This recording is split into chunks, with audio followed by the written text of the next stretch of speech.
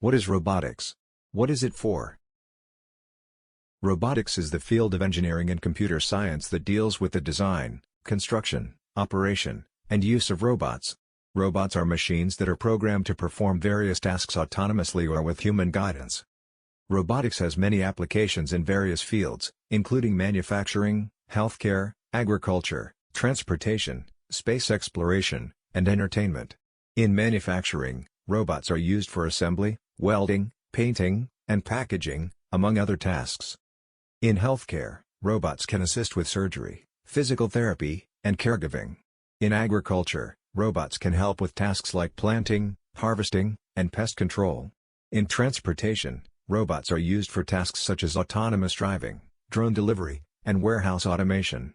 In space exploration, robots are used to explore the surfaces of planets and moons, and in entertainment, robots can be used for interactive displays and amusement park rides.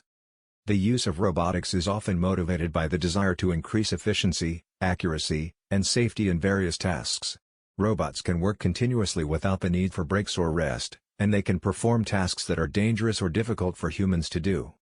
Robotics also has the potential to create new jobs and opportunities for workers, as well as to improve overall quality of life.